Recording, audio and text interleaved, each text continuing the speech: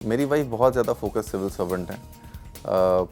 बहुत ही एक सलीके से हर एक काम करती हैं, तो मुझे भी बहुत डांट पड़ती है। क्या आप ये बताना चाह रहे हैं कि आप फोकस सिविल सर्वेंट नहीं हैं और आपको डांट पड़ी चुनाव आयोग से? सरकार का और सरकारी अधिकारी का रिश्ता एक पिता पुत्र जैसा होता है। योगी जी जो हैं उत्तर प्रदेश के सीएम, वो आपसे नाराज चल रहे हैं, तो क्या ये कहा जा सकता है कि एक पिता अपने बेटे से नाराज चल रहा है? जहाँ तक योगी जी की नाराज़गी का सवाल आपने किया है, मुझे लगता है आप उनसे ही पूछें तो बेहतर होगा। अभिषेक जी, सबसे अच्छी पॉलिटिकल पार्टी कौन सी लगती है? आपको कौन सी लगती है? पॉलिटिक्स की ग्लैमर है वो, आप बार बार ये चर्चा होती है कि आप उस ग्लैमर को भी ज़रूर लेना चाहेंगे। आपके मुंह में घी शक्कर।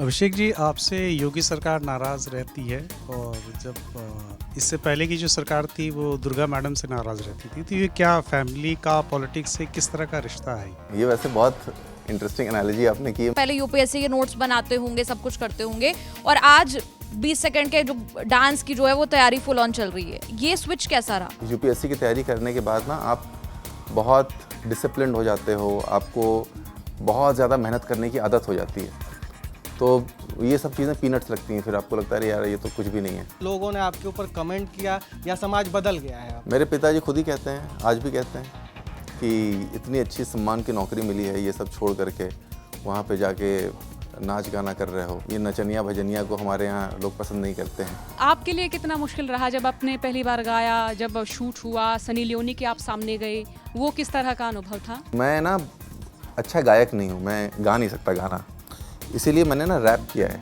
मैंने बोला है। यो सुन के तो सर मेरा कॉन्फिडेंस हाई हो गया। अरविंद केजरीवाल ने जो रिस्क लिया है वो कुछ और जो सिविल सर्विसेज में अभी हैं उनको इंस्पायर करते हैं कि आप भी रिस्क लीजिए। मैंने केजरीवाल साहब के साथ में काम किया है, मेरे मुख्यमंत्री रहे हैं और बहुत अच्छा टाइम बीता उनके साथ में, बहुत कुछ सीखने को मिला है। अगर दिल्ली में ही अगर आप देखें तो जब ऑड इवेंट पहली बार शुरू हुआ तो आई वॉज द इंचार्ज। नई दिल्ली ज़िले का मैं डीएम रहा। आपने बी प्राक, जुबिन नौटियाल और सनी लियोनी के साथ काम किया है, तो इनमें से सबसे अच्छा एक्सपीरियंस आपको किसके साथ रहा? सनी लियोनी। ठुकरा के मेरा प्यार मेरा इंतकाम देखेगी, ये गाना कहीं ना कहीं आप पर सेट होता है। किसी ने आपका प्यार ठुकरा दिया है तो फिर अब आप उसको कुछ भी दिखाने की ज़रूरत क्या है? कि राहुल गांधी को लेकर आप क्या मानते हैं? मैं मानता हूँ कि वो भी बहुत परिश्रम कर रहे हैं। आप देखो, इन्होंने भारत जोड़ो यात्रा निकाली, इतने किलोमीटर चले, उन्होंने भी बहुत परिश्रम किया है।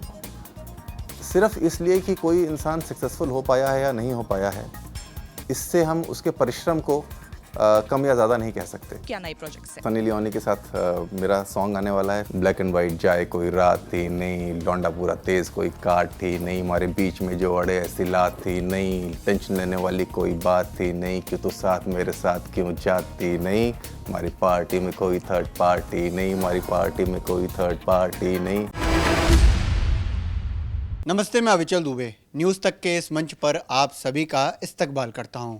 एक तो अच्छी बात यह है कि आप हमें बहुत पसंद कर रहे हैं और लगातार सवाल भेज रहे हैं। इसके साथ साथ आप बता रहे हैं कि हम किससे बात करें और उनसे क्या क्या सवाल करें। तो आज हमारे इस मंच पर हमारे साथ मौजूद हैं आईएएस अभिषेक सिंह। वर्तमान में सस्पेंडेड हैं। वजह बहुत सारी हैं, या कहें कि एक वजह की वजह से हैं, लेकिन उसी वजह से आज बहुत पॉपुलर भी हैं। आइए साहब से बात करेंगे। देश की सबसे प्रतिष्ठित और कहें तो कठिन परीक्षा को पास करने के बाद रास्ता चेंज कर लिया है, दिल्ली से बम्बई चले गए हैं। आपका खूब खूब स्वागत है और शुरुआत आप शुरू से ही कर दें कि आपकी जो लाइफ जर्नी है वो कैसी रही है अब तक? लाइफ जर्नी के बारे में मैंने कई बार बताया है। जैसी एक नॉर्मल मिडिल क्लास लड़के की होती है, आप कॉम्पिटिटिव एग्ज़ाम में बैठते हो, पढ़ाई करते हो और अगर किस्मत अच्छी रहती है, सब कुछ अच्छा रहता है, तो आप एग्ज़ाम क्लियर कर लेते हो। तो वैसे ही मेरी भी ज़िंदगी रही है। ये ज़रूर है कि उसके बाद मैंने सोचा था कि मेरी ज़िंदगी में बहुत कुछ होगा और सिर्फ़ एक ही प्रोफेशन पे नहीं टिकना है, एक ही ज़िंदगी मिली है तो सब कुछ करके जाना है, ऐसा मैंने हमेशा से सोचा हुआ था और उम्मीद मैं करता हूँ कि ऐसा कर पाऊँ अपनी ज़िंदगी में। अगर मैं गलत नहीं हूँ तो आपके पिता भी सिविल सर्विसेज में थे, वो आईपीएस थे, तो शुरुआत से वैसा ही माहौल मिला? एक दो बार मैंने ना अपने आप को मिडिल क्लास कहा तो कई लोगों ने कमेंट किया कि भाई आपके फादर तो आईपीएस ऑफिसर थे, तो आप मिडिल क्लास फैमिली के कैसे हुए। मुझे नहीं पता कि बाकी लोग जिनके फादर आईएएस ऑफिसर होते हैं मिडिल क्लास फैमिली के क्यों नहीं होते, क्योंकि मैं मैं तो उसी तरीके के परिवेश में पला बढ़ा। और मेरे जो फादर थे उन्होंने बहुत ज़्यादा गरीबी देखी थी अपनी ज़िंदगी में, और क्लास 10th तक उन्होंने चप्पल भी नहीं जानते थे कि वो चप्पल कैसी होती है, तो वो क्लास 10 तक नंगे पैर घूमते थे। जब वो सर्विस में आए तो एक उनका परिवार बहुत उनको सपोर्ट करता है, तो उस परिवार के सारे बच्चों को उन्होंने अडॉप्ट कर लिया। तो हम लोग की बहुत बड़ी जॉइंट फैमिली, और हम सब लोग एक साथ रहते हैं। और कभी उन्होंने किसी में फ़र्क नहीं समझा, तो हम लोग सारे करीब 20-21 बच्चे एक साथ बड़े होते थे। और हम लोग को जब स्कूल यूनिफॉर्म ख़रीदा जाता था या कोई भी कपड़ा ख़रीदा जाता था तो हमेशा लंबा ख़रीदा जाता था, बड़ा ख़रीदा जाता था। और जैसे जैसे हम लोग बढ़ते जाते थे वैसे वैसे उसकी सिलाई खोल दी जाती थी। तो आप अभी भी हमारी पुरानी यूनिफॉर्म्स देखेंगे तो उसमें नीचे पैंट की मुहरी पे हमेशा 2-3 कलर की लेयर्स होती हैं कि हर एक साल जैसे जैसे आप बढ़ते जाते हो, पीछे हिप पे 3-4 जॉइंट्स दिखेंगे आपको, जैसे जैसे आप बढ़ते जाते हो वैसे वैसे एक एक जॉइंट खुलता जाता है। तो एक कलर डार्क रहता है, फिर उसके बाद ऊपर लाइट होता चला जाता है, तो एकदम हिप से जुड़ी जो लाइनिंग होती है वो एकदम डार्क कलर की होती है, क्योंकि वो ताज़ी खुली होती है। तो हम उस तरीके की फैमिली से बढ़ कर के आगे आए हैं। कभी भी हम लोग सरकारी गाड़ी से स्कूल नहीं गए, हम लोग हमेशा साइकिल से स्कूल जाते थे। तो जो बाकी स्कूल के बच्चे होते थे वो पूछते थे कि भाई तुम्हारे पापा सच में IPS ऑफिसर हैं या आप ऐसे ही बोल रहे हो? तो लोगों को यकीन नहीं होता था। तो पापा के दिमाग में डिसिप्लिन और एक जो ज़िंदगी जीने का कायदा है वो बहुत ज़्यादा ग्राउंडेड था। मुझे लगता है उससे मुझे बहुत ज़्यादा बेनिफिट मिला ज़िंदगी में, क्योंकि मैंने ज़िंदगी को बहुत करीब से देखा उसकी वजह से।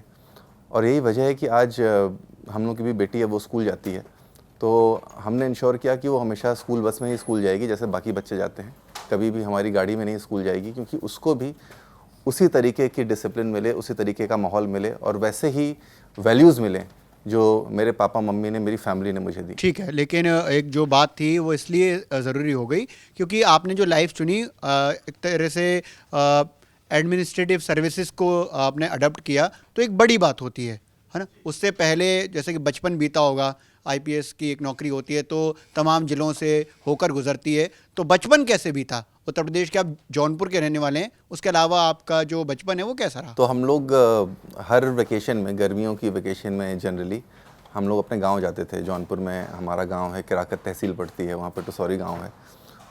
और ये मैंडेटरी होता था कि हर गर्मी की छुट्टियों में आपको जाना ही जाना है। तो वहाँ पे हम लोग आमों के बागों में खेलते थे, खेतों में खेलते थे, तालाबों में नहाते थे, ट्यूबवेल के पानी से नहाते थे, गाय भैंस को चराने ले जाते थे, उनका चूनी चोकर भूसा, उनका गोबर साफ़ करना, ये सब हम लोग को सिखाया गया और हम लोग को मज़ा भी बहुत आता था करने में। तो जिस तरीके के परिवेश में मैं पला बढ़ा उससे मुझे बहुत ढेर सारी रियलिटी पता चलती गई सोसाइटी की। और बहुत से मेरे दोस्त हैं आज भी जो गांव में हैं।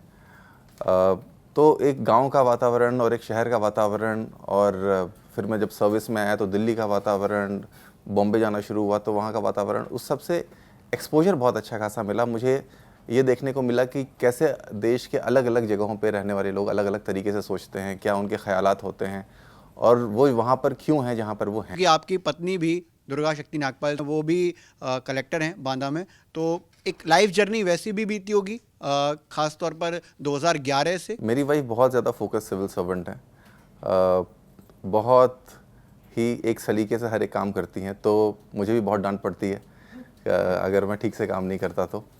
और इनिशियली शुरू में मेरी सारी फाइल्स वो चेक करती थी कि तुमने ठीक से लिखा है कि नहीं, हम लोग कोर्ट केसेस करते थे तो बहुत मेरे को गाइड करती थी कि इसमें ऐसे करना चाहिए, उसमें वैसे करना चाहिए। हम लोग बहुत डिस्कशन करते थे और उनसे मैंने बहुत कुछ सीखा है।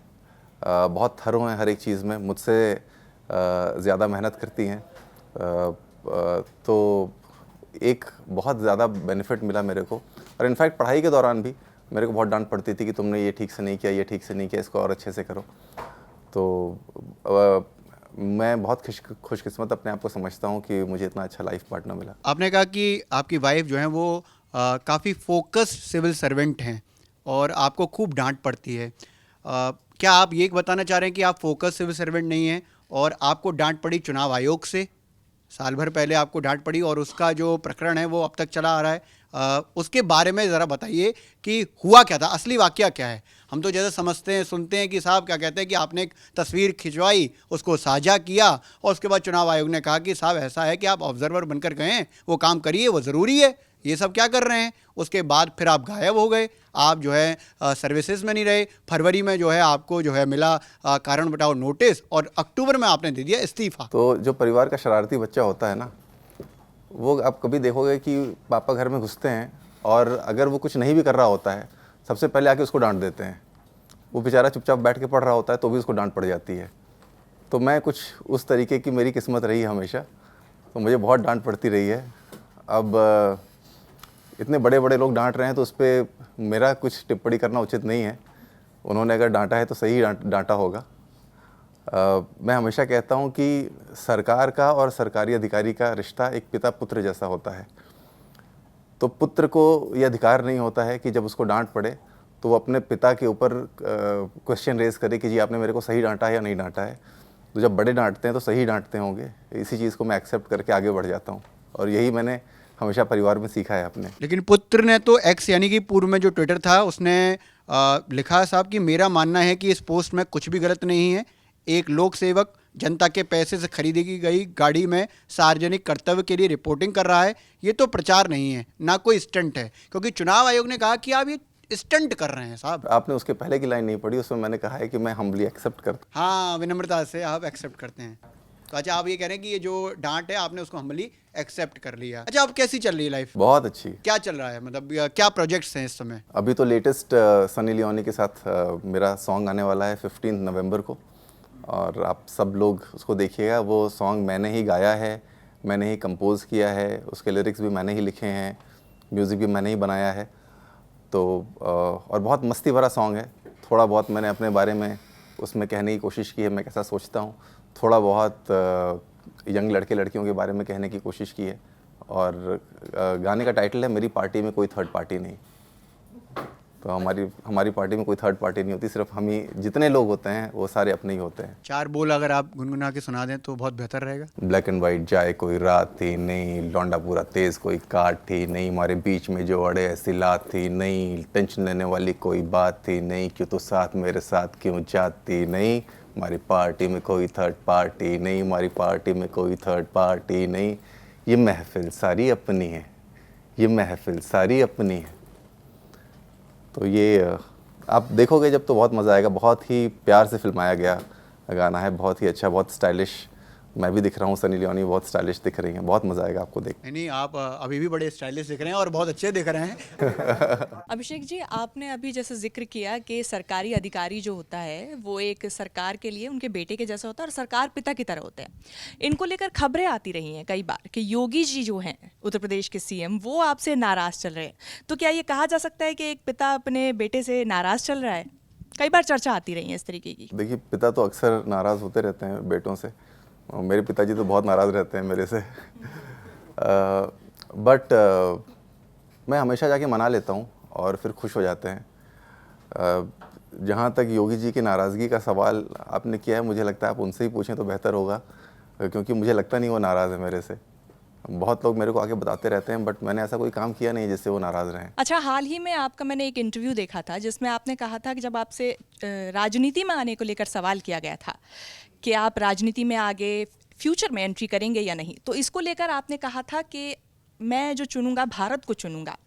पार्टी को लेकर सवाल किया गया था, लेकिन आपने कहा था मैं भारत को चुनूंगा। तो क्या ये वो भारत है जो बीजेपी का है और इंडिया के खिलाफ है? नहीं, भारत और इंडिया दोनों ही मेरे लिए एक ही मायने रखते हैं। भारत चाहे इंडिया चाहे हिंदुस्तान, सबका मतलब यही है मेरा देश जिसमें मैं पला बढ़ा हूँ।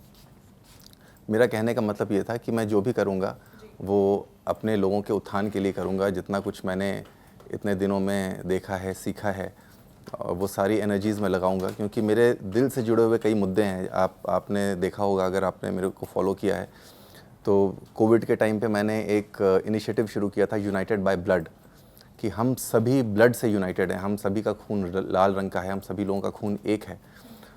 उसमें हमने एक ऐसा एक संस्था एक प्लेटफॉर्म बनाया था जिस पे सब लोग आकर के जुड़े थे। उसमें IIT IIM के स्टूडेंट्स जुड़े थे, बहुत ढेर सारे सिविल सोसाइटी के ऑर्गेनाइजेशंस जुड़े थे। उसमें हमने कोविड वैक्सीनेशन कराया लोगों का फ्री में, हमने प्लाज्मा डोनेशन कराया, हमने ऑक्सीजन सिलेंडर्स पहुंचाए लोगों को फ्री में। ऑक्सी टैक्सी करके एक इनिशिएटिव शुरू किया जिसमें ओला उबर जैसी टैक्सीज हमारे साथ में जुड़ी, जिन्होंने फ्री में लोगों को वैक्सीनेशन सेंटर्स तक पहुंचाने के लिए हमारे साथ आगे आई। फिर उसके बाद मैंने नो शेम मूवमेंट शुरू किया। नो शेम मूवमेंट है non consensual image sharing of young girls.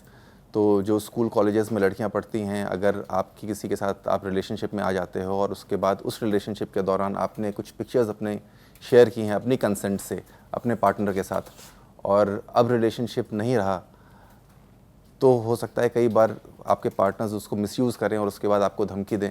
तो ऐसे केस में यंग लड़कियों के पास कोई ज़रिया नहीं रहता, उनको पता नहीं रहता किससे बात करें, क्योंकि पेरेंट्स से बात करने में हिचकिचाती हैं, अपने दोस्तों से बात करती हैं तो दोस्तों को ज़्यादा आइडिया नहीं रहता। तो ऐसे में हमने एक यंग लेडी लॉयर्स की टीम खड़ी करी है, एक हेल्पलाइन शुरू करी कि वहाँ पर आप फ़ोन करके अपनी ग्रीवेंस आप एड्रेस कर सकते हो, और हम अनोनिमसली उस ग्रीवेंस को टेकअप करते हैं और फिर हम लड़कियों को उसको फॉलो अप करते हैं और उनकी समस्या दूर करते हैं।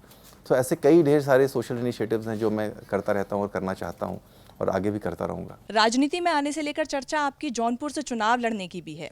बीच में चर्चा आई थी कि आप रिटायर्ड IAS दिनेश सिंह के सामने चुनाव में उतर सकते हैं। क्या आगे फ्यूचर में इसकी कोई संभावना है? एज ऑफ नाउ तो मैं आज की संभावना की बात करता हूँ। अभी आज तो मेरा पूरा ध्यान अभी जो अपना आने वाला गाना है उसके ऊपर है, उसके प्रमोशन के ऊपर है, और आगे देखेंगे गाना एक बार अच्छा सक्सेसफुल होता है तो फिर फिल्म करेंगे, वो तो बहुत आगे की बात है। अच्छा, फिल्मों को लेकर भी चर्चा है आपकी। एक IVF से जुड़ी एक फिल्म के बारे में मेरी आपसे बात हुई थी हाल ही में जब आपसे मुलाकात हुई थी, तो उसमें क्या कुछ है वो अगर हमारे दर्शकों को आप बता सकें तो। मेडिकल क्राइम थ्रिलर है बेसिकली। बहुत ढेर सारे IVF क्लिनिक्स ऐसे हैं जो कि प्रकाश में आए पिछले कुछ सालों में, जहाँ पे अगर एक कपल जाता है तो लोग कहते हैं कि वो डॉक्टर्स कहते हैं कि हम हस्बैंड के स्पर्म को ट्रीट करेंगे और ट्रीट करके आर्टिफिशियली इंसेमिनेट करेंगे वाइफ के वूम में।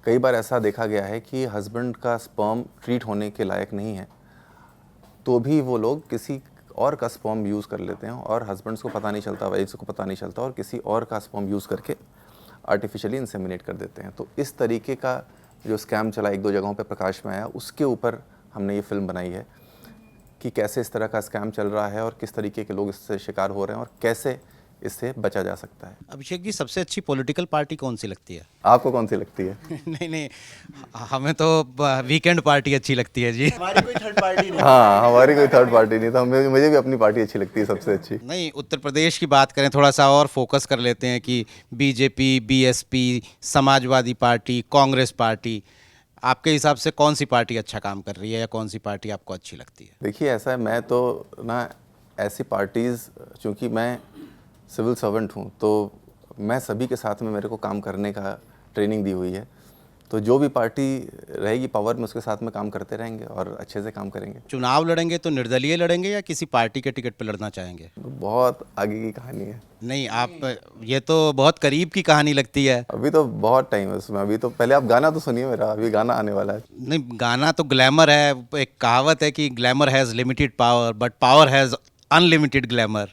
तो वो जो पॉलिटिक्स की ग्लैमर है वो आप बार बार ये चर्चा होती है कि आप उस ग्लैमर को भी ज़रूर लेना चाहेंगे। आपके मुंह में घी शक्कर।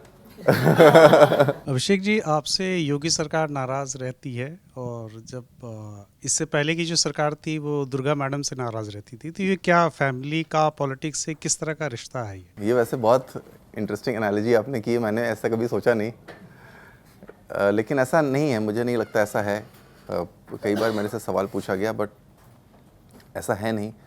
मुझे इस तरह का कभी एहसास नहीं हुआ कि ऐसा कुछ है, और अगर ऐसा कुछ होगा तो मैं ज़रूर नाराज़गी दूर करने की कोशिश करूँगा। तो इसीलिए ये सवाल है, जैसा कि नीरज ने भी पूछा, कि मतलब समाजवादी पार्टी और BJP से परिवार का सामना हो चुका है, तो कोई थर्ड पार्टी हो सकती है विकल्प के तौर पर, या इंडिपेंडेंट की तरफ जाना पसंद करेंगे? आई थिंक अभी हम लोग अभी गाने पे ही फोकस कर रहे हैं।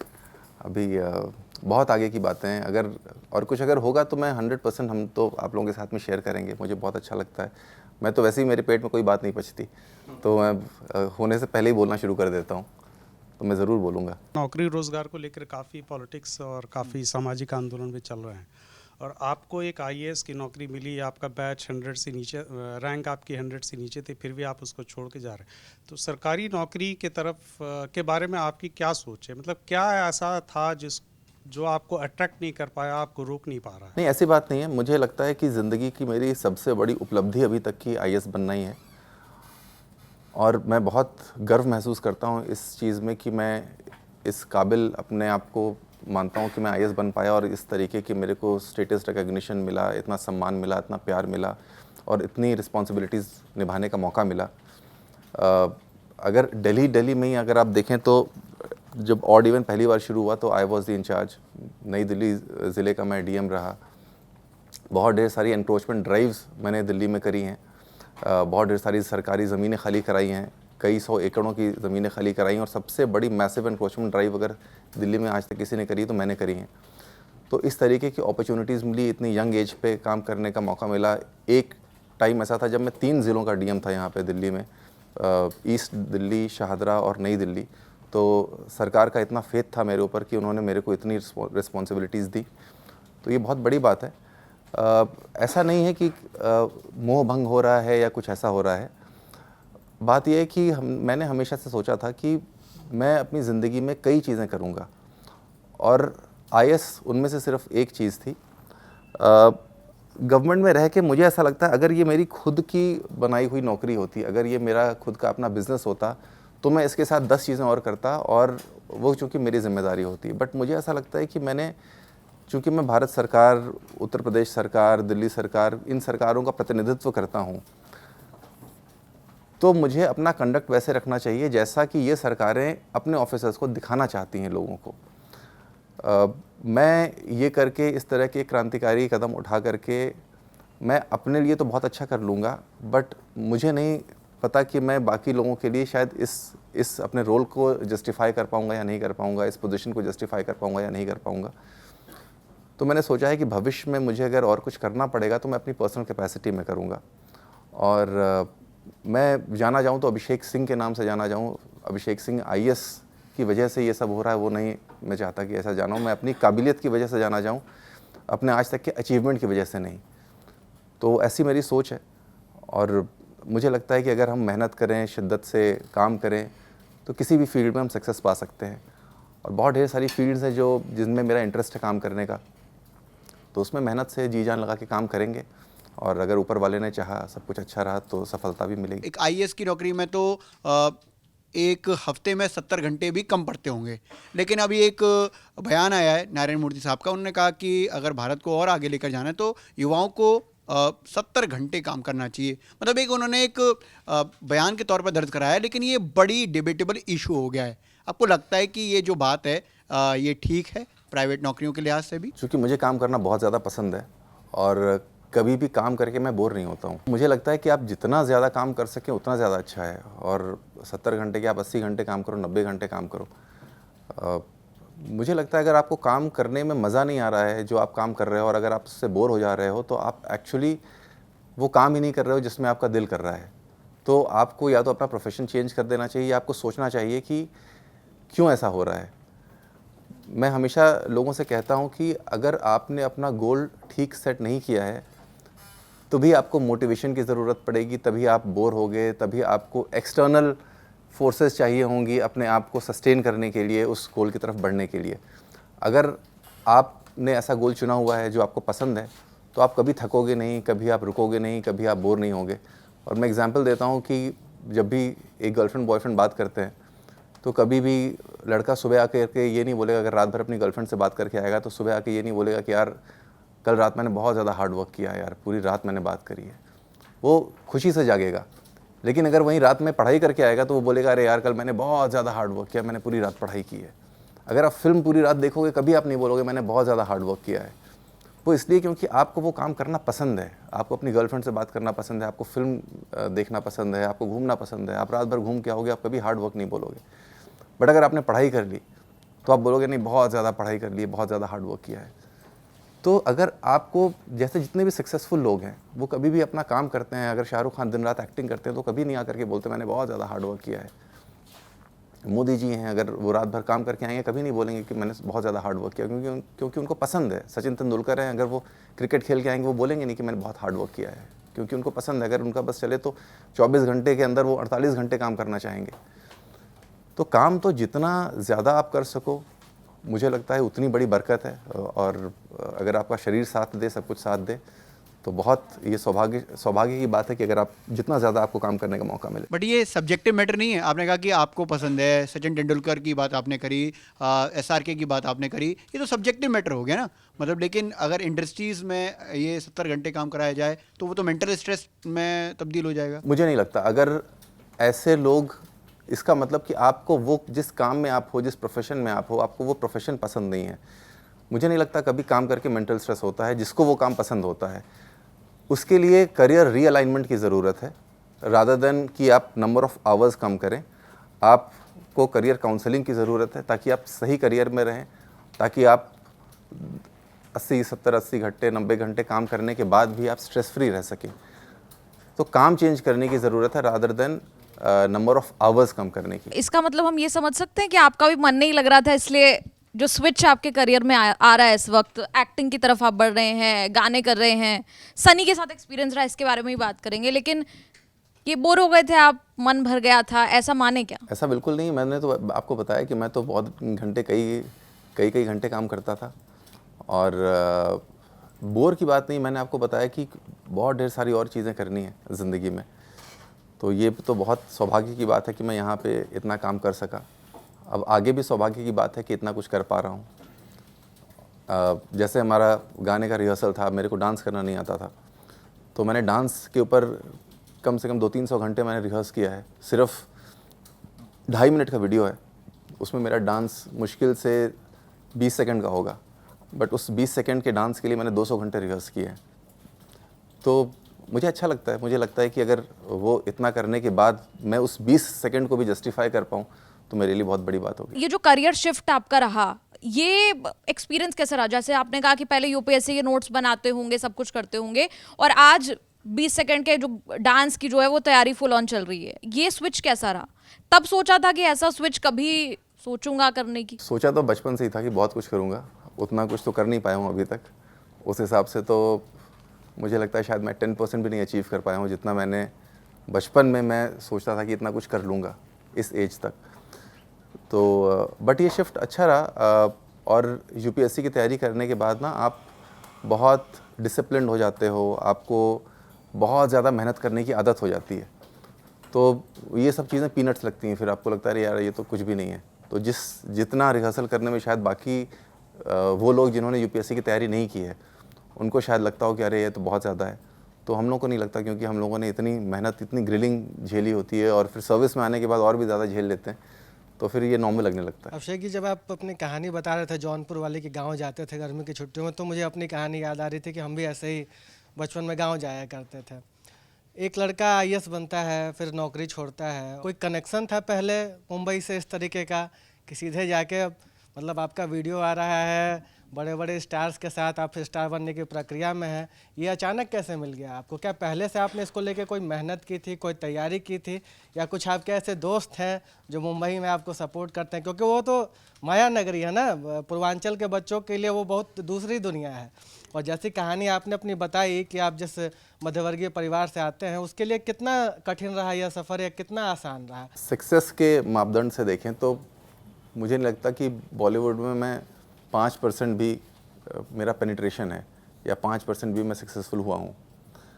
छोटे मोटे म्यूज़िक वीडियोस आए हैं, 1-2 सीरीज़ में काम करने का मौका मिला है, तो उस हिसाब से कुछ भी नहीं है ये।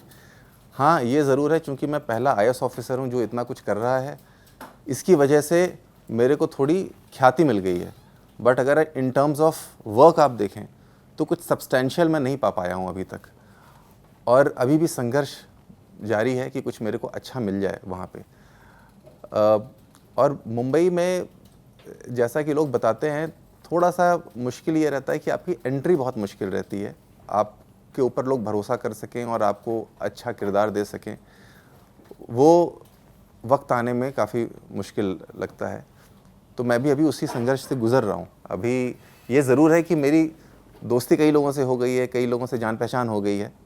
ये जैसे आप देखते ही हैं, मेरे बहुत ढेर सारे दोस्त हैं, तो वो ज़रूर है, सारे ही अच्छे प्रोड्यूसर्स, बड़े एक्टर्स, सभी लोग मेरे दोस्त हैं, बट वो वक्त आने में अभी थोड़ा टाइम लगेगा कि मैं एक अच्छा किरदार निभा पाऊँ, एक अच्छी फिल्म मेरे को मिल पाए। जिस इलाके से हम लोग आते हैं, पूर्वांचल, जौनपुर, गाजीपुर, बनारस, तो वहाँ कहते हैं कि नचनिया का काम करने जा रहे हो। एक आईएएस अगर आप बने हैं तो वो एक बड़ा सम्मान वाला, यूपीएससी को बहुत बड़ा सम्मान दिया जाता है, लेकिन वहीं कोई लड़का अगर इंटरटेनमेंट इंडस्ट्री को अपना करियर बना रहा होता है, ये बात इसलिए कह रहा हूँ कि इसका भी एक निजी अनुभव है। मेरे बड़े भाई एक हैं, उनको बम्बई जाने की लालसा थी, तो उनके पिताजी ने उनसे यही कहा कि क्या यार तुम कुछ पढ़ो लिखो, कुछ प्रोफेसर टाइप का इंसान बनो, क्या नचनिया बनोगे। तो क्या इस तरह की मानसिकता से आपका भी जूझना हुआ, या इस तरह से लोगों ने आपके ऊपर कमेंट किया, या समाज बदल गया है अब? मेरे पिताजी खुद ही कहते हैं, आज भी कहते हैं कि इतनी अच्छी सम्मान की नौकरी मिली है, ये सब छोड़ करके वहाँ पे जाके नाच गाना कर रहे हो, तो कैसा, क्या तुम्हें लगता है कि इससे तुम्हें क्या इज़्ज़त मिलेगी, क्या सम्मान मिलेगा। और ये नचनिया भजनिया को हमारे यहाँ लोग पसंद नहीं करते हैं। बट मैं इस ख़्याल से मैं बहुत परे हूँ। मुझे ऐसा लगता है कि हर एक काम अपने आप में एक बहुत सम्मानित काम होता है, और जस्ट बिकॉज़ कि कुछ लोग समाज के किसी चीज़ को नहीं पसंद करते, इसका ये मतलब नहीं है कि आपके अंदर अगर उस काम को करने की इच्छा है तो आप उस काम को करना छोड़ दें या लोगों की ओपिनियन की वजह से त्याग दें। मेरे तो खुद के फादर नहीं पसंद करते, उसके बावजूद मैं कर रहा हूँ क्योंकि मुझे पसंद है, और मुझे नहीं लगता कि इस काम में ऐसी कोई गलती है, इस काम में कोई ऐसी ख़राबी है। कई लोग जब आप बात करते हैं कि भाई आप तो इतना अच्छा काम कर रहे हैं कि आप राष्ट्र निर्माण का काम कर रहे हैं, वो छोड़ के आप ऐसा काम करने जा रहे हैं जो एंटरटेनमेंट का है। एक इसमें मेरा ये भी मैं लोगों के साथ शेयर करना चाहता हूँ कि मुझे ऐसा लगता है कि इस देश का हर एक नागरिक राष्ट्र निर्माण में अपने हिसाब से अपना कर्तव्य निभा रहा है। जस्ट बिकॉज़ कि आप लोगों के साथ डायरेक्टली लोगों को सर्विस प्रोवाइड कर रहे हो, तो इसका ये मतलब नहीं है कि आप राष्ट्र निर्माण में ज़्यादा योगदान कर रहे हो। अगर आप देखें तो सॉफ्ट पावर की वजह से जो हमारा देश जाना जाता है, बॉलीवुड की वजह से जो देश जाना जाता है, वो कितनी बड़ी ख्याति है जो कि शायद आप डायरेक्टली अगर लोगों की सर्विस करोगे तो शायद वहाँ तक नहीं पहुँच पाओगे। तो ऐसा नहीं है कि उन लोगों ने ज़्यादा काम किया या किसी और ने कम किया। जैसे आप डॉक्टर्स को देखो, अगर आप लोगों की हेल्थ सुधार रहे हो तो भी तो आप राष्ट्र निर्माण में काम कर रहे हो। अगर आप लोगों को एंटरटेन कर रहे हो तो भी आप राष्ट्र निर्माण में काम कर रहे हो। अगर आप साइंटिस्ट हो, अगर आप नया नया रिसर्च कर रहे हो, आप एक जर्नलिस्ट हो, आप लोगों तक बातें पहुंचा रहे हो, समाज क्या सोचता है वो बात पहुंचा रहे हो, सरकार तक पहुंचा रहे हो, आपस में लोगों तक पहुंचा रहे हो, तो वो भी राष्ट्र निर्माण का ही कार्य है। तो किसी का योगदान कम है या ज़्यादा है, ये ऐसे नहीं आंका जा सकता कि वो कहाँ पर बैठ के काम कर रहा है। मुझे लगता है सभी लोग जो समाज में हैं वो समाज के उत्थान के लिए ही काम कर रहे हैं। अगर वो गलत काम नहीं कर रहे हैं, तो अगर वो कोई इलीगल काम नहीं कर रहे हैं तो वो समाज के उत्थान के लिए ही काम कर रहे हैं, और जो भी वो काम कर रहे हैं उसकी वजह से समाज आगे ही बढ़ रहा है। हार्ड वर्कर्स की आपने एक लिस्ट गिनाई, उसमें नरेंद्र मोदी का नाम आया कि नरेंद्र मोदी कठिन परिश्रम करते हैं, तो क्या उनको नहीं लगता होगा क्योंकि अपने मन के हिसाब से काम कर रहे हैं, ये आपका लॉजिक है। आप मानते हैं कि नरेंद्र मोदी कठिन परिश्रम कर रहे हैं। मैं जानना चाहता हूं कि राहुल गांधी को लेकर आप क्या मानते हैं? मैं मानता हूं कि वो भी बहुत परिश्रम कर रहे हैं। आप देखो, इन्होंने भारत जोड़ो यात्रा निकाली, इतने किलोमीटर चले, उन्होंने भी बहुत परिश्रम किया है। सिर्फ इसलिए कि कोई इंसान सक्सेसफुल हो पाया है या नहीं हो पाया है, इससे हम उसके परिश्रम को कम या ज़्यादा नहीं कह सकते। और कोई कंपटीशन भी नहीं है। मुझे नहीं लगता हमें कॉम्पीट करना चाहिए। हर व्यक्ति अपने हिसाब से कोई परिश्रम कर रहा है।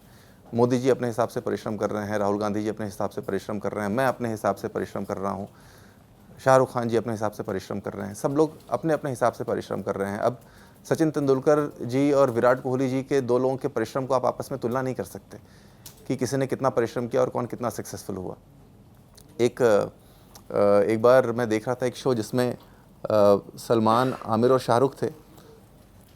तो आमिर बोलते हैं कि यार शाहरुख, मैं और तुम तो बहुत मेहनत करते हैं, और सलमान न कभी टाइम पे सेट पे आता है, न कभी कोई मेहनत करता, और सबसे बड़ा स्टार यही है। तो मैं कहता हूँ कि भाई स्टार तो असली ये है, बाकी हम सब तो एक्टर्स हैं क्योंकि हम इतनी मेहनत करते हैं। तो किसकी मेहनत किस चीज़ में है और किसका आउटकम क्या है, इसके बेसिस पे मुझे नहीं लगता कि हमें मेहनत को आंकना चाहिए। और हर इंसान की अपनी अलग ज़िंदगी है। 750 करोड़ लोग इस दुनिया में हैं, सबकी अपनी अलग ज़िंदगी है, सबकी अपनी अलग सोच है। और हर एक की सोच को, हर एक की ज़िंदगी को, हर एक के ज़िंदगी जीने के तरीके को हमें रिस्पेक्ट करना चाहिए। और अगर उससे हम कुछ सीख सकते हैं और हमारी ज़िंदगी बेहतर हो सकती है तो वो सीखना चाहिए। आलोचना नहीं करनी चाहिए कभी किसी की, और ना ही कभी कोई जजमेंट पास करना चाहिए। मुझे लगता है इससे ज़िंदगी बड़ी आसान रहती है, आप भी मस्त रहते हो, हंसते खुशी ज़िंदगी आपकी कट जाती है। और नेगेटिव थॉट दिमाग में आता है तो फिर आप भी परेशान होते हो, दूसरा आदमी भी परेशान होता है। तो मैं बड़ी हंसी खुशी वाली हल्की फुल्की ज़िंदगी जीता हूँ। सर, मेरा सवाल ये है कि जैसे आईएएस ऑफिसर, आईपीएस ऑफिसर, उन पर प्रत्यक्ष या अप्रत्यक्ष तौर पर क्या सरकार का दबाव होता है किसी भी तरीके का, या फिर जिस एरिया में आप हैं वहाँ के कथित बाहुबलियों का, ऐसा कभी प्रेशर होता, आपने सुना हो, आपका अनुभव रहा हो, या इस तरह आपने देखा हो? हाँ, वो लोग चाहते हैं, कई बार ऐसी चीज़ें चाहते हैं जो एकदम ही सरासर गलत होती हैं, बट मुझे लगता है कि शायद लोगों का एक्सपोजर उतना नहीं होता। अब जैसे मैं आपको एक एग्जांपल देता हूँ। एक बार मैं कानपुर देहात एक जगह वहाँ पोस्टेड था, तो दीपावली के आसपास मेरे को सूचना मिली कि आर्टिफिशियल खोया बनाया जा रहा है, जो दूध से खोया बनाया जाता है। तो मैं वहाँ पे गया, मैंने कहा आर्टिफिशियल कैसे बनाया जाता है, देखते हैं। तो मैं वहाँ पे गया तो मैंने देखा कि निरमा से और सोडा और चीनी और एक तेल और एक कुछ और डाल रहे थे। ये 3-4 चीज़ों से मिला करके, इसमें दूध का नामो निशान नहीं था, वो खोया बन रहा था, और कई 100 किलो खोया वहाँ पे बन करके रखा हुआ था, और वो सारी मिठाइयों की दुकानों पे जाने वाला था। तो मैं गया और वहाँ पे मैंने वो जब्त कर लिया और उस बंदे को अरेस्ट कर लिया। तो जब मैं वहाँ से चलने लगा तो वहाँ के जो मिनिस्टर साहब हैं उनका फ़ोन आया कि भाई एसडीएम साहब आप इसको छोड़ दीजिए, ये हमारे कार्यकर्ता है, गरीब आदमी है और ये बेचारा परेशान हो जाएगा, इसकी तो यही दिवाली में ही तो रोज़ी रोटी इसकी चलती है और आपने इसकी रोज़ी रोटी छीन ली। तो मुझे लगा कि मंत्री जी को शायद पता नहीं होगा। मैंने कहा मंत्री जी ये बहुत ही गंभीर अपराध कर रहा था, आप सोचो अगर ये खोया जाएगा मार्केट में तो कितने लोग बीमार हो जाएंगे, कितने लोग को परेशानी हो जाएगी। तो कहते हैं अरे एसडीएम साहब ये तो वैसे भी जाने ही वाला था और ये तो आज से पहले भी जा चुका है और कितने लोग खा चुके हैं। अरे हम भारतीय लोग हैं, हमारा पेट बहुत मजबूत होता है, तो आप इसको छोड़ दीजिए, इस गरीब आदमी के पीछे क्यों पड़े हैं, इसके बेचारे की रोज़ी रोटी लेके चले जाएंगे, आप त्यौहार का टाइम है। तो मैं सुन करके शॉक्ड हो गया कि इनको यही नहीं समझ में आ रहा है कि इस आदमी ने अपराध क्या किया है, और चूंकि ये इस चीज़ से इतने अट्यून है या इतना ज़्यादा इन्होंने देख रखा है ये चीज़, तो इनको लगता है ये वे ऑफ लाइफ ही है। तो कई बार ऐसा होता है कि लोगों का पर्सपेक्टिव एकदम अलग होता है। अब उसको मैंने जाकर के बंद कर दिया, फिर वो मेरे से नाराज़ हो गए, वो सब एक अलग कहानी है। बट लोगों का पर्सपेक्टिव एकदम अलग होता है क्योंकि वो देखे कुछ अलग चीज़ होते हैं। जब आप गायकी की ओर आए तो ये गाना पहली दफ़ा कितना मुश्किल था? जैसे कोई होता बाथरूम सिंगर, कोई होता है कि अपने आसपास दोस्तों को सुना देते, जैसे मैं भी अपने दोस्तों के कान में खूब दर्द करती हूँ, ये भी बोलती हूँ कि भाई वंस मोर बोल दियो एक बार मेरा दिल रखने के लिए। तो ऐसे आपके लिए कितना मुश्किल रहा जब आपने पहली बार गाया, जब शूट हुआ, सनी लियोनी के आप सामने गए, वो किस तरह का अनुभव था? मैं ना अच्छा गायक नहीं हूँ, मैं गा नहीं सकता गाना, इसीलिए मैंने ना रैप किया है, मैंने बोला है। यो सुन के तो सर मेरा कॉन्फिडेंस हाई हो गया। तो मैंने आपको जैसे बताया कि हम लोग खूब 20-21 बच्चे हम लोग एक साथ रहते थे। तो हम लोग हर सैटरडे संडे ना हम लोग एक्स्ट्रा करिकुलर एक्टिविटीज़ का कुछ कंपटीशन रखते थे। तो उसमें जब सिंगिंग का कंपटीशन होता था तो उसमें मैं लास्ट आता था सब में, और हमेशा सारे मेरे भाई बहन बहुत चिढ़ाते थे कि भैया कितना ख़राब गाते हैं, इनकी आवाज़ कैसी, इनका गला कैसा है और इतनी मोटी सी आवाज़ है, इनकी वॉइस में मॉड्यूलेशन नहीं है। तो वो चीज़ मेरे दिमाग में बैठ गई, तो मैंने कभी गाने की कोशिश ही नहीं करी। ये गाना इत्तेफाकन निकला, एक मेरा फ्रेंड है वो सिंगर है, वो अपना गाना रिकॉर्ड करने जा रहा था, तो मैंने कहा चलो देखते हैं रिकॉर्डिंग कैसे होती है। तो जब मैं वहाँ पहुँचा तो जो म्यूज़िक डायरेक्टर था उसने बोला कि आपकी यार आवाज़ बहुत अच्छी है, आप कुछ 3-4 शब्द बोल दो, आप भी गा दो। मैंने कहा नहीं मैं गा नहीं सकता। तो उसने कहा आप गाओ मत, आप बोल दो। तो मैंने कहा चलो ठीक है बोलते हैं। फिर मैंने ये बोला और फिर मेरे को इंटरेस्ट आने लगा, तो मैंने कहा चलो फिर अब लिख भी देते हैं, फिर कुछ और भी बना देते हैं। फिर ऐसे करते करते ये गाना बन गया। जब बहुत सारे कैमरास थे, आपको एक्टिंग के लिए बोला गया, एक होता है ना कि आपको हंसी भी आ रही होती है, उस समय कंट्रोल भी करना होता है, फिर दिखता है कि अरे भाई शामी सनी लियोनी खड़ी है, मतलब कितने धमका दे, कितने शूट ते नाराज़ होकर चली जा, ऐसा वो किस तरह का रहा? हाँ, उसी के लिए तो मैंने 200 घंटे रिहर्सल करी है ना। मैंने कहा मैं डांस करूं और वो ज़्यादा अच्छा डांस कर ले, वो कहे भाई किसको लेके आ गए पकड़ के। तारीफ की उन्होंने आपकी? हाँ बहुत तारीफ करी। अभी मैं उनको लेके आऊँगा, फिर आप उनके मुंह से सुनना। अच्छा, आपने मतलब हरियाणवी कोई गाना, कोई रागनी कुछ सुनी है? क्योंकि अक्सर जो म्यूज़िक को पसंद करते हैं तो पूरे देश के अलग अलग जगहों का संगीत सुनना भी पसंद करते होंगे। आप वंस मोर कर दो, मैं पहले से ही बोल रहा हूँ। अच्छा मैं सुना दूं सर, ये डील तो मैंने अपने दोस्तों के साथ की है। मेरे को हरियाणवी आती नहीं, आप गाना शुरू करो, मैं पीछे ऐसे धुन दे दूंगा थोड़ी। अच्छा अच्छा ठीक है ठीक है ठीक है। तो ये जो है हम हरियाणवी रागणी गावेंगे, तो पूरे दम लगा के बोलना है आपने, मतलब पूरी एनर्जी इस तरीके की होनी चाहिए, है ना। देसा में देश हरियाणा रे वो हेरे रे रे हेरे रे रे रे। आपका नंबर है, गाओ ने। देसा में देश हरियाणा रहे वो हेरे रे रे हेरे रे रे रे।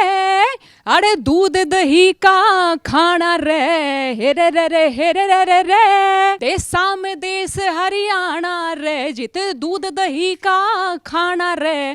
पहलवानी अरे किसानी जड़े लोगा का काम रे, देसा में देश हरियाणा रे, देसा में देश हरियाणा रे। रे रे रे रे रे रे रे रे रे। क्या बात है, super super. Once more once more once more. शुक्रिया। सब लोग सवाल पूछ रहे हैं आपसे और आप जो जवाब भी दे रहे हैं कुछ क्लैरिटी नहीं आ रही है, क्योंकि जब आप सिविल सर्विसेज की प्रेपरेशन करते हैं तो पूरी प्रोसेस में एक चीज़ पर बहुत ज़्यादा जोर होता है कि आपको क्लैरिटी होनी चाहिए अपने डिसीजंस में। सीधा सवाल है, अल्टीमेट गोल क्या है अभिषेक का? अल्टीमेट गोल एक बहुत अच्छी ज़िंदगी जीनी, अपने मन की ज़िंदगी जीनी। लेकिन किसी रोल में तो अपने आप को देखते होंगे ना, पॉलिटिशियन बनना है, एक्टर आप बन रहे हैं, सिंगर आप बन रहे हैं, लिरिक्स आप लिख रहे हैं, आईएएस बन चुके हैं। ऋतिक रोशन का ना अगर आप कभी इंस्टाग्राम अकाउंट देखोगे तो उसमें उसने लिखा हुआ है a man on a mission to live the best life possible. वो मेरे को बहुत इंस्पायर करती है लाइन। बेस्ट लाइफ तो मुझे नहीं पता, बट मुझे लगता है कि I want to live life of my own choice. तो जिस वक्त जो मन करे उस वक्त वो कर लो। और मेरा मन बहुत चंचल है, कभी ये करने का मन करता है, कभी वो करने का मन करता है। तो मैं सोचता हूँ कि ऐसी थोड़ी ज़िंदगी मिल जाए, खुली सी ज़िंदगी, थोड़ी फ्री सी ज़िंदगी, जहाँ पे जब मैं जो चाहूँ वो कर सकूँ। बहुत सारे हमारे देश में ऐसे बच्चे हैं, स्टूडेंट्स हैं जो सिविल सर्विसेज के लिए बहुत टाइम इन्वेस्ट करते हैं और उसके बाद एग्ज़ाम कुछ ही लोगों को क्रैक होता है। आपको वो मौका मिला, आप कहते हैं उसके लिए थोड़ा लक भी चाहिए और वो आप उतने फॉर्चुनेट भी थे। एक और व्यक्ति का यहाँ जिक्र करूँगी, दिल्ली के चीफ मिनिस्टर, उन्होंने भी सिविल सर्विसेज का एग्ज़ाम क्रैक किया था, उनको भी पोस्टिंग मिली थी, लेकिन उन्होंने भी रिस्क लिया, जॉब छोड़ी, उन्होंने उसके बाद जो कुछ किया आज वो हमारे सामने है और दिल्ली के मुख्यमंत्री हैं। आपने भी सिविल सर्विसेज का एग्ज़ाम क्रैक किया, आईएएस की रैंक आपको मिली, एक अच्छी पोस्टिंग आपको मिली और उसके बाद आपने कहा कि नहीं अभी बहुत सारे और ऑप्शंस हैं, उनको एक्सप्लोर करना है।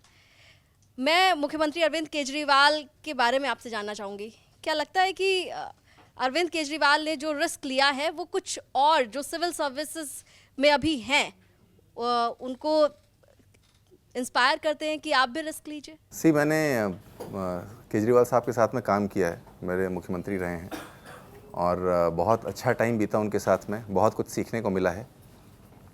जहाँ तक रिस्क लेने की बात है, मुझे लगता है अगर आपको जो भी अगर ज़िंदगी में कुछ करना है तो आपको रिस्क ले लेना चाहिए 100%। अगर आप जहाँ पर आप हो वहाँ पे संतुष्ट नहीं हो, अगर आप कुछ और करना चाहते हो, क्योंकि अगर आप रिस्क नहीं लोगे, अगर आप आगे नहीं बढ़ोगे, वैसे तो मैं ना ये टर्म रिस्क मैं ज़्यादा समझता नहीं हूँ, क्योंकि मुझे लगता है कि अगर आप कुछ करना है तो करना ही है, उसमें रिस्क क्या है, वो a part of the game है। तो अगर आपको कुछ करना है जहाँ पर आप जहाँ पे हो, अगर आप वहाँ से संतुष्ट नहीं हो तो आपको आगे तो बढ़ना ही है, वरना आप किसी और के हिसाब की ज़िंदगी जी के चले जाओगे। आपने अपने मन की ज़िंदगी कभी जी ही नहीं। अपने मन की ज़िंदगी जीने के लिए आपको अपने निर्णय खुद लेने की क्षमता रखनी चाहिए। आप अपने जो कोर्स ऑफ लाइफ है उसको चेंज करने की क्षमता रखनी चाहिए और उसको करने के लिए प्रयास करना चाहिए। उसको अगर आप रिस्क का नाम देते हो तो वो रिस्क ही सही। और क्योंकि एक बार मैं एलन मस्क का इंटरव्यू देख रहा था, वो उनसे पूछा गया कि भाई आप अपने आप को कुछ काम करने के लिए मोटिवेट कैसे करते हो, आप कैसे अपने अंदर इतनी एनर्जी लेके आते हो कि भाई ये काम बड़ा इम्पॉसिबल सा दिख रहा है, इसको कैसे किया जाए। तो उसने कहा यार मुझे आपका क्वेश्चन ही समझ नहीं आया, मतलब if anything has to be done it has to be done, इसमें मोटिवेशन की क्या ज़रूरत है। बोले अगर खाना खा रहे हो तो उसमें क्या मोटिवेशन करना है, आप खाना खाने के खाना खा के आ गए। तो if something has to be done it has to be done. अब हम लोग क्या करते हैं, उस चीज़ को बहुत सोच करके अपने दिमाग पे प्रेशर बिल्ड करते हैं कि यार ये कैसे होगा, ये कैसे करेंगे, हम बहुत मुश्किल है। वो सोच सोच करके इतना प्रेशर बिल्ड कर लेते हैं, तो उसके बाद हम कोई भी स्टेप लेते हैं, हमें लगता है अरे बहुत बड़ा रिस्क ले लिया, तो उस रिस्क से फिर हम और घबरा जाते हैं। फिर 10 लोग और अगल बगल के कहने लगते हैं अरे आपने तो बहुत बड़ा रिस्क ले लिया। मुझे नहीं लगता, मुझे लगता है कि ये कोर्स ऑफ एक्शन है जो कि करना ही करना है। अगर आपको कुछ और करना है ये छोड़ करके, तो आपको यही तरीका ही है, इसको रिस्क कहिए या कुछ भी कहिए। इसी से जुड़ा एक सवाल है अभिषेक जी, आईएएस आईपीएस अफसर आजकल क्विट बहुत कर रहे हैं अपनी नौकरी, और जैसे आप क्विट करके अब एक्टिंग की तरफ बढ़ रहे हैं, फोरे कर रहे हैं वहाँ पर। इसके अलावा और भी मैं ऐसे ऑफिसर्स को जानती हूँ, कोई अपना इंस्टीट्यूट खोल रहा है, कोई अलग अलग जगहों पर जा रहा है, काम कर रहा है। इस ट्रेंड को आप कैसा देखते हैं सिस्टम में? सिस्टम, क्योंकि ये शब्द का इस्तेमाल होता है बार बार, सिस्टम में ये ट्रेंड कैसे देखा जा रहा है? सी, आईएएस और आईपीएस कौन बनता है? जो इस देश का अभी तक तो क्रीम दिमागी बनता है, और जो बहुत ज़्यादा पोटेंशियल रखते हैं, बहुत हार्ड वर्किंग लोग होते हैं, डेडिकेटेड, फोकस्ड, वही लोग सिलेक्ट होकर के आते हैं। कुछ हो सकता है उनमें से कुछ लोगों के सपने बड़े हों, कुछ लोग और भी करना चाहते हों, तो कुछ टाइम के बाद उनको कुछ अपॉर्चुनिटीज़ और दिखाई देती हैं, क्योंकि जिस वक्त आप आते हो उस वक्त आप स्टूडेंट रहते हो, आपके पास एक्सपोजर बहुत कम रहता है, आपके पास सिर्फ अपनी मेहनत रहती है, स्कूल की पढ़ाई की, कॉलेज की पढ़ाई की, सिर्फ वही रहती है, बट दुनिया आपने नहीं देखी होती है। एक बार जब आप दुनिया देखना शुरू करते हो तो आपका पर्सपेक्टिव चेंज होता है, आपका नज़रिया चेंज होता है, लोगों को से बात करने का नज़रिया चेंज होता है, चीज़ों को समझने का नज़रिया चेंज होता है। और उसके बाद अगर आपको लगता है कि कुछ बेटर करियर ऑप्शन है, किसी और फील्ड में आप और बेहतर कर सकते हो, तो मुझे लगता है बिल्कुल मौका मिलना चाहिए करने का। अभिषेक जी, आपने बहुत सारी जगह पे पोस्टिंग रही आपकी, बहुत सारे आपने प्रोटेस्ट भी देखे होंगे, उसको सल्यूशन भी उसका निकाला होगा, डिस्प्यूट हुए होंगे एरियाज़ में। ऐसे प्रोटेस्ट स्टूडेंट्स के बहुत होते हैं, जैसे पेपर लीक हो गया, मैं उसी की बात करूँगा, एसएससी का हो गया या किसी और का भी, जो जैसे आपने भी पूरी स्ट्रगल करी है पेपर पास करने के लिए। बच्चे पेपर एग्ज़ाम देते हैं तो बाद में पता चलता है वो लीक हो गया। आप एज आईएएस जैसे आपको पता चलता है कि ये बात हो गई है, तो जैसे कोई जांच होती है इसमें, इसके पीछे आप किसका कारण मानते हैं? क्या कुछ अधिकारी ऐसे होते हैं या फिर कोई सरकार का प्रेशर होता है कि वो पेपर लीक का नाम दे दिया जाता है, जो करियर स्पॉइल हो जाता है? आप उसके बारे में एज आईएएस क्या सोचते हैं? कैसे आपने उनको डील भी किया होगा? शायद मेरा इतने सालों का जो एक्सपीरियंस रहा है, कोई भी सरकार की इस तरीके की मंशा नहीं रहती, चाहे भले ही किसी भी पार्टी की सरकार हो। कभी भी सरकार इस तरह का काम नहीं करती, न कभी ऐसी मंशा रखती है कि गलत काम करे। ये जो इस तरीके की चीज़ें होती हैं, उसका कारण बहुत बड़ा ये है कि हम लोग मॉरली उतने स्ट्रांग नहीं हैं। आप अगर देखो, मैं बहुत सोचता हूँ कि यूएस या बाकी वेस्टर्न कंट्रीज़ जिनकी पॉपुलेशन इतनी कम है, तो भी उन्होंने इतनी ज़्यादा तरक्की कैसे करी है। हम लोगों के देश में इतने ज़्यादा मैन पावर है, इतने ढेर सारे लोग हैं काम करने के लिए, तो अभी हम उतनी तरक्की क्यों नहीं कर पाए अभी तक? उसका सबसे बड़ा कारण ये है कि ओरिएंटेशन, सुबह उठ करके उनके नागरिक को क्या करना है, वो किस दिशा में आगे बढ़ रहे हैं और हम किस दिशा में आगे बढ़ रहे हैं, उसमें बहुत बड़ा अंतर है। आप देखो फूड अडल्ट्रेशन, जैसे मैंने अभी आपको एग्जांपल दिया, फूड अडल्ट्रेशन हमारे यहाँ कितनी कैजुअल सी चीज़ है। हम लोगों ने बचपन से हमेशा देखा है कि ग्वाला पानी में दूध में पानी मिला के चला आता है, और हम बस इस चीज़ को इंश्योर करने की कोशिश करते हैं कि भाई वो कम मिलाए। मुझे याद है बचपन में हम लोग हमेशा ऐसे करते थे कि भाई कौन सा ग्वाला दूध में कम पानी मिलाता है, उससे लिया जाए।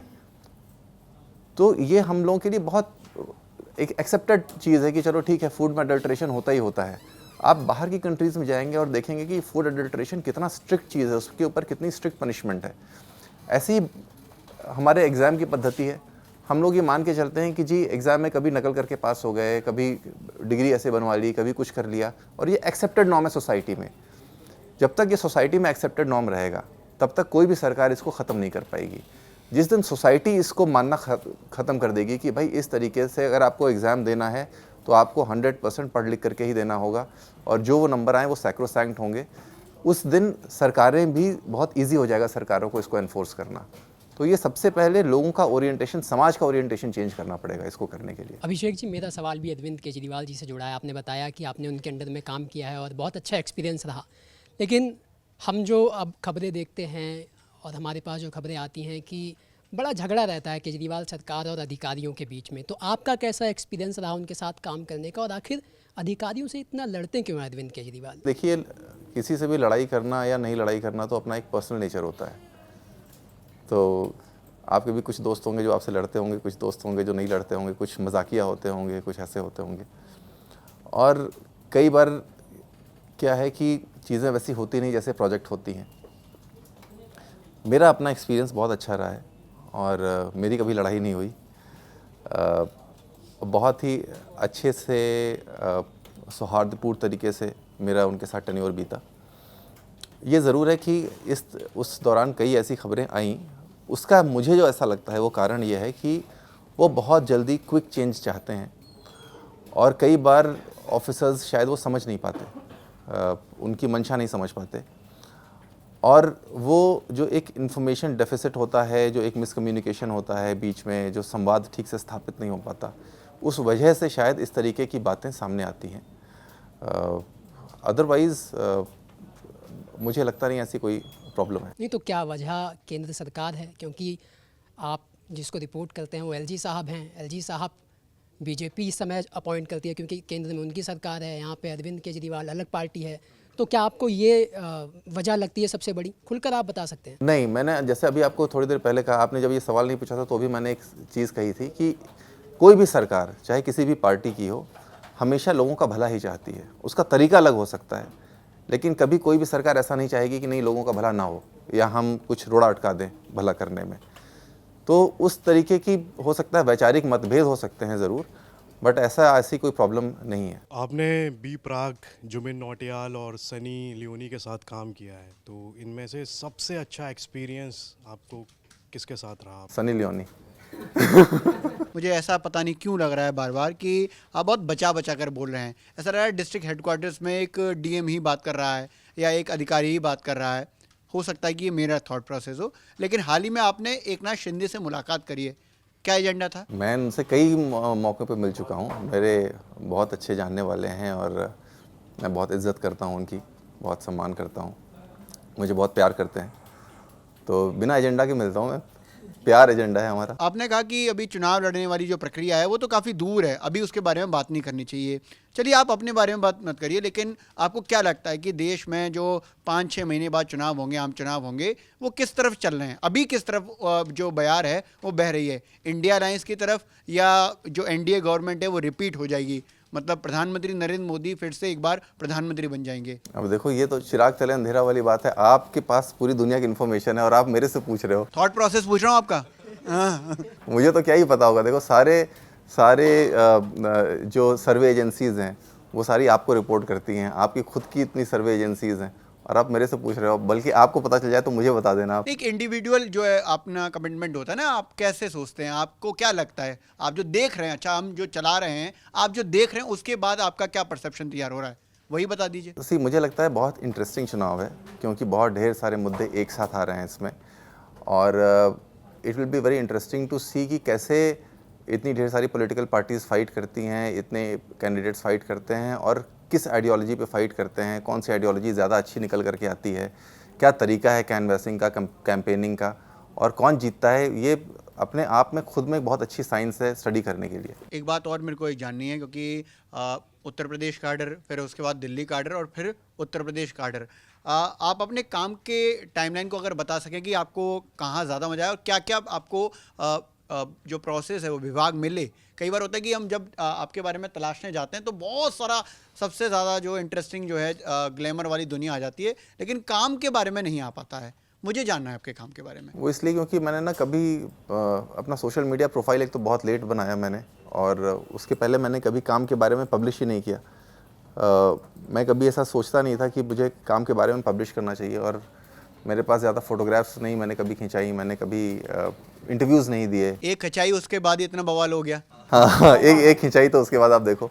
तो उसके पहले मैंने किया नहीं। मैंने यूपी में मैं रहा, अलग अलग ज़िलों में मैं मथुरा में पोस्टेड रहा, नोएडा में पोस्टेड रहा, कानपुर देहात में पोस्टेड रहा, जालौन में पोस्टेड रहा, हरदोई में पोस्टेड रहा, इतनी जगहों पे यूपी में रहा। दिल्ली में मैं 3 ज़िलों में कलेक्टर रहा, और एक टाइम पे शायद मैं इकलौता ऐसा दिल्ली का ऑफिसर रहूँगा जो कि 3 ज़िलों का एक साथ कलेक्टर रहा। दिल्ली में सिविल डिफेंस का भी मैं इंचार्ज रहा। उसके बाद हम लोग एक मोहल्ला रक्षक दल बनाने वाले थे, वो इवेंचुअली नहीं बना पाए लड़कियों की सुरक्षा के लिए, उसका मैं इंचार्ज था। ऑड इवन स्कीम मैंने इम्प्लीमेंट करी। डिस्ट्रिक्ट एट स्कूल करके एक स्कीम मैंने इम्प्लीमेंट करी थी जिसमें सारे बच्चे जो स्कूल में हैं पढ़ रहे हैं उनको कुछ भी अपना सर्टिफिकेट बनाना हो तो उनको किसी भी डिस्ट्रिक्ट के ऑफिस में विज़िट करने की ज़रूरत नहीं है। हम लोग अपने रिप्रेजेंटेटिव भेजते थे और वहीं पे सारे फॉर्म्स वगैरह कलेक्ट कर लेते थे, सबसे भरवा लेते थे। तो इस तरीके की चीज़ें मैंने, एनक्रोचमेंट ड्राइव्स मैंने बहुत चलाई दिल्ली में। ख़ास करके जब मैं शाहदरा में था तो वहाँ पे मैंने बहुत ढेर सारी ज़मीन खाली करा के दिल्ली सरकार को दी। ऑड इवन जब शुरुआत हुई तो मैं ही इंचार्ज था पूरे दिल्ली के ऑड इवन का। उस वक्त सिविल डिफेंस भी मैं ही देख रहा था। 2-3 ऑड इवेंट्स मेरे ही अंडर हुए। तो बहुत अच्छा एक्सपीरियंस रहा दिल्ली में काम करने का, दिल्ली यूपी दोनों जगहों पे काम करने का। अभिषेक जी, मेरा सवाल आपसे एक ये है कि मैंने अभी हाल ही में आपका एक इंटरव्यू देखा, उसमें एक झलक मैंने देखी, पूरा नहीं देखा, एक झलक देखी जिसमें आप अपने कुछ किस्सा बता रहे थे जहां पर गोलियां और बंदूक चल गई थी और आप बहुत ज़्यादा डर सहम गए थे। ऐसा कुछ क्या था, ये किस्सा क्या था, इसके बारे में आप हमारे दर्शकों को अगर बता पाएँ तो। वो किस्सा था कि एक ज़िला है बांदा जहाँ अभी मेरी वाइफ ज़िलाधिकारी हैं और कई साल पहले मेरे फादर वहाँ पे पोस्टेड थे। वहाँ पे एक डकैत होते थे ददुआ नाम के। तो मेरे फादर ने उनके कुछ लोगों को पकड़ के बंद कर दिया था। तो उन्होंने एक लेटर लिखा मेरे फादर को कि मुझे पता है कि तुम्हारी पत्नी और बच्चे कहाँ रहते हैं और मैं उन लोगों को जान से मार दूँगा। तो उसके बाद वो लेटर मैंने गलती से पढ़ लिया और हम गर्मी की छुट्टियों में आए हुए थे पापा के पास और हम लोग उस वक्त प्रतापगढ़ में रहते थे। उस वक्त उम्र क्या रही होगी आपकी? मैं क्लास 2 में था तो रहूँगा 8 साल का, हाँ 7-8 साल के रहूँगा मैं। तो मैंने वो पढ़ लिया और मैंने वो मम्मी को भी पढ़ा दिया कि मम्मी ये देखो ये लेटर में किसने क्या लिखा है। तो मम्मी भी बहुत परेशान हुई। मुझे नहीं पता था कि मुझे नहीं दिखाना चाहिए ऐसा लेटर कि वो भी परेशान हो जाएंगी। तो जब पापा वापस आए तो मम्मी बहुत परेशान हो गई कि ये क्या है, आप यहाँ पे रह रहे हो और आप भी सुरक्षित नहीं हो, हम लोग को भी ऐसा है। तो पापा बोले अरे कोई बात नहीं, ऐसा होता रहता है। तो अगले कुछ 3-4 महीने हम लोगों के लिए बहुत मुश्किल से बीते जब तक कि उसके कुछ और लोगों को पकड़ नहीं लिया गया और उसका फिर बाद में एनकाउंटर भी हो गया। बट वो कुछ टाइम था जो बहुत मुश्किल था हम लोगों के लिए। और रात भर पापा भी कई बार फ़ोन करते रहते थे कि सब ठीक चल रहा है, कोई प्रॉब्लम तो नहीं है। और हम लोग को थोड़ी सुरक्षा बढ़ा दी गई थी। तो वो एक टाइम था, वो फेज़ वो मेरे दिमाग में बहुत बैठा हुआ है। आगे क्या कुछ नए प्रोजेक्ट्स लेकर आने वाले हैं सनी लियोनी के गाने के साथ जो अभी आपका 15 नवंबर को लॉन्च होने वाला है? इसके अलावा और कुछ क्या नए प्रोजेक्ट्स हैं? कहीं बड़ी फिल्में किसी में आप नज़र आने वाले हों तो? 2 फिल्म्स और हैं, एक तो जो मैंने आपको बताया ही और दूसरी एक फ़िल्म है जो डायरेक्ट एक्शन डे के ऊपर है, जो बांग्लादेश का और पाकिस्तान का जो विभाजन हुआ था उसके ऊपर एक फ़िल्म है और वो भी बहुत जल्दी रिलीज़ होगी, नेक्स्ट ईयर अर्ली रिलीज़ होगी।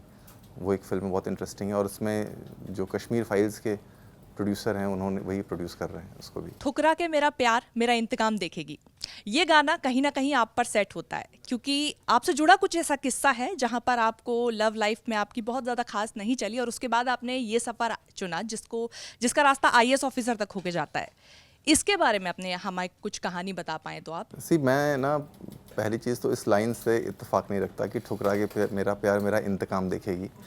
मुझे लगता है अगर किसी ने आपका प्यार ठुकरा दिया है तो फिर अब आप उसको कुछ भी दिखाने की ज़रूरत क्या है, वो तो आपको ठुकरा ही चुका है। कहीं ना कहीं आपको इससे नहीं, एज सच मैंने ना अपने दिमाग को दूसरे दिशा में मोड़ लिया। मुझे ऐसा लगा कि अपने आप को बेहतर करना चाहिए और अपने आप को बेहतर सिर्फ इसलिए नहीं कि आपको किसी और को प्रूव करना है, आपको अपने आप को प्रूव करना है कि यार आप बेहतर हो और आपके अंदर क्या काबिलियत है और आपको ज़्यादा फोकस्ड होना चाहिए रादर देन कि आप इस चीज़ से अफेक्ट होते जाओ कि यार मैं कुछ अपने आप को बेहतर कर सकूं ताकि जो लोग मेरी आलोचना कर रहे हैं या जो लोग आज मुझे नहीं पसंद करते वो कल को मुझे पसंद करने लगे। वो अप्रोच मुझे नहीं लगता कि एक प्रोग्रेसिव अप्रोच है। उसमें आप हमेशा ही दूसरों की ओपिनियंस के ऊपर निर्भर रहते हो और हमेशा पूछते रहते हो कि जी अब मैंने ये कर लिया, अब आपको अच्छा लगा, अब आप खुश हो। तो वैसा नहीं होना चाहिए। हमें अपनी ज़िंदगी अपने हिसाब से जीने आए हैं, हम अपने हिसाब से जीनी चाहिए और जो खुद को अच्छा लगे वो करना चाहिए। इतना कॉन्फिडेंस होना चाहिए कि यार जो मैं कर रहा हूँ वो सही कर रहा हूँ और अगर आप जो कर रहे हो वो सही कर रहे हो तो सब कुछ अच्छा ही होगा। दिल्ली क्राइम 2 में आपने जो किरदार निभाया उसके लिए कुछ पैसे मिले थे? नहीं, सो किसी भी किरदार के लिए मैंने आज तक कभी भी कुछ चार्ज नहीं किया है। अच्छा, मैं अपने उस सेक्शन पर आ जाता हूँ जिसमें सब्सक्राइबर सवाल एक सेक्शन है, जिसमें जब आप आ रहे थे उससे पहले हम एक फ्रेम डाल देते हैं, बता देते हैं कि साहब आज हमारे साथ अभिषेक जी जुड़ने वाले हैं, तो तमाम लोग अपने सवाल उसमें लेकर आते हैं, हम पूछ लेते हैं उनके सवालों को। उससे पहले मेरा एक सवाल ज़रूरी ये है कि अभी अगर कोई दर्शक हमारा देख रहा होगा इस पूरे प्रोग्राम को और वो यूपीएससी की तैयारी कर रहा है, आप क्या उसको सजेशन देंगे? एक तो हमेशा ये एक बात हमेशा आती है कि इतने घंटे पढ़ाई करनी चाहिए तब आपका यूपीएससी एग्ज़ाम क्लियर होगा। मैं बहुत ट्रेडिशनल ख्याल का लड़का हूँ। मुझे ऐसा लगता है कि अगर आपको कुछ करना है तो 24/7 आपका ध्यान सिर्फ उसी में होना चाहिए। अगर आपको पढ़ाई करना है और एग्ज़ाम क्लियर करना है तो एक भी सेकंड आपका क्यों जाए जिसमें आप पढ़ाई ना कर रहे हो। तो मेरे हिसाब से तो 24 घंटे में जितने घंटे आप पढ़ाई कर सको उतने घंटे पढ़ाई करनी चाहिए। एक सेकंड भी किसी और चीज़ पे क्यों ज़ाया करना। बहुत सारे लोगों ने पूछा है, लेकिन एक व्यक्ति का नाम लेता हूँ। गोविंद जी पूछ रहे हैं कि लोकसभा का चुनाव लड़ने वाले हैं जौनपुर से, और ये जौनपुर वाला ही सवाल सबने पूछा कि जौनपुर से लोकसभा का चुनाव लड़ने वाले हैं। नहीं नहीं, ऐसा कुछ नहीं है। एक सवाल और आया है, जब आप जॉब ये छोड़ रहे थे तो किसी तरह का मलाल रहा? मतलब जॉब एक पहली बात तो आप ये क्लैरिटी दे दीजिए कि आपने इस्तीफा दिया है, अभी एक्सेप्ट नहीं हुआ है वो। अभी हमारी और सरकार के बीच में बातें चल रही हैं, अभी मुझे नहीं लगता मुझे बतानी चाहिए, क्योंकि वो हमारे और सरकार के बीच में जो बातें चल रही हैं वो कॉन्फिडेंशियल बातें, जब तक सरकार कुछ नहीं कहना चाहती तब तक मुझे नहीं कहना चाहिए कुछ भी। तो हाँ, ये ज़रूर है जो मैं कहता हूँ कि मैं आगे आने वाले टाइम में मैं चाहता हूँ कि मैं फुल फ्लेजेड एक्टिंग परसू करूँ, और ये मैं ज़रूर रिक्वेस्ट करूँगा सरकार से कि मुझे ऐसा करने दे। 5-7 साल बाद एक ख्याल आया कि एक्टिंग नहीं, अब फिर से जो है आईएएस सर्विसेज करते हैं, तो क्या आप फिर से वापस आ सकते हैं? बहुत इंटरेस्टिंग क्वेश्चन है, बट मुझे नहीं लगता। मुझे लगता है बहुत ढेर सारी और चीज़ें हैं करने के लिए ज़िंदगी में, और बहुत कुछ करना है। एक चीज़ जो कर ली तो वो कर ली, अभी तो इतनी ढेर सारी चीज़ें हैं, दुनिया इतनी बड़ी है कि अगर आप निकल करके देखोगे तो कितना कुछ पता चलेगा कि कितना कुछ आपने नहीं किया है। तो ये तो मैं बहुत खुशकिस्मत हूँ कि मैं आईएएस कर लिया। अब आगे बहुत ढेर सारी चीज़ें कोशिश करूँगा कि वो सब भी कर सकूँ। पॉलिटिकली करेक्ट मत होइएगा, लेकिन इस बात का जवाब दे दीजिएगा, उत्तर प्रदेश, दिल्ली या बम्बई, सबसे ज़्यादा रास क्या आ रहा है? अलग अलग चीज़ों में अलग अलग चीज़ें रास आ रही हैं। अब जैसे अगर आप देखो, यूपी में मैं पला बढ़ा हूँ, तो यूपी का जो बात करने का लहजा है, यूपी के लोगों की जो वार्मथ है, वो मुझे बहुत पसंद है। मुझे अभी भी उन लोगों से, उन लोगों की भाषा में, उन लोगों के साथ में बात करने में मज़ा आता है। दिल्ली में क्या है, पूरे देश का सम्मिश्रण है, पूरे देश के लोग आते हैं, तो दिल्ली में आपको पॉलिटिकली भी बहुत ढेर सारे लोग मिल जाते हैं, बहुत इंडस्ट्रियलिस्ट मिल जाते हैं, बहुत सेलिब्रिटीज़ मिल जाते हैं, अलग अलग मिजाज के लोग मिलते हैं। बॉम्बे का क्या है, बहुत रिलैक्स कल्चर है, बहुत ही रिलैक्स और बहुत ओपन। तो वहाँ पे किसी को ज़्यादा पड़ी नहीं है कि आप कहाँ से आए हो, किस जगह के हो, किस कास्ट के हो, क्या हो। वहाँ पे मेरिट बहुत ज़्यादा मायने रखती है बॉम्बे में। तो वो एक बहुत अलग सा शहर है जहाँ पे आप बहुत रिलैक्स्ड भी हो, बहुत कूल भी हो, बहुत हाईली कॉम्पिटिटिव भी हो एट द सेम टाइम, और कंपटीशन विद नो फ्रिल्स। वहाँ पे आप किस कास्ट के हो, क्या आपका बैकग्राउंड है, उन सब से कोई लेना देना नहीं है। आपके अंदर क्या क्वालिटी है उसके ऊपर आपको जज किया जाता है। तो तीनों के अपने अलग अलग कैरेक्टरिस्टिक हैं, और जिस भी फील्ड में आप जाना चाहते हो उसमें सबका अपना अलग आनंद है, अलग मज़ा है। आपको इस मंच पर या इस प्रोग्राम में आपको कैसा लगा? आप निर्मम होकर अपनी बात को बता सकते हैं, अच्छा खराब जैसा भी अपना एक्सपीरियंस आप बता सकते हैं। नहीं, मुझे बहुत अच्छा लगा, और मुझे सबसे अच्छी बात ये लगी कि इतने ढेर सारे लोग इंटरेस्टेड है मुझसे पूछने के लिए, मेरी ज़िंदगी के बारे में जानने के लिए। ये बहुत बड़ी बात है। बहुत बहुत धन्यवाद, आप आए, आपने अपना बेशकीमती समय दिया, उसके लिए बहुत बहुत धन्यवाद। बहुत अच्छा लगा कि आप सब लोगों ने इतना कैंडिडली सवाल पूछा, और बहुत मज़ा आया, बहुत ही फ्री माहौल था। ऐसा लगा नहीं कि आपने इंटरव्यू के लिए बुलाया है, ऐसा लगा कि एकदम बातचीत हो रही है सब लोगों के साथ, और बहुत फ्रेंडली माहौल था। और मैं चाहूँगा कि इस इनिशिएटिव को आप कंटिन्यू रखें आगे। Thank you so much.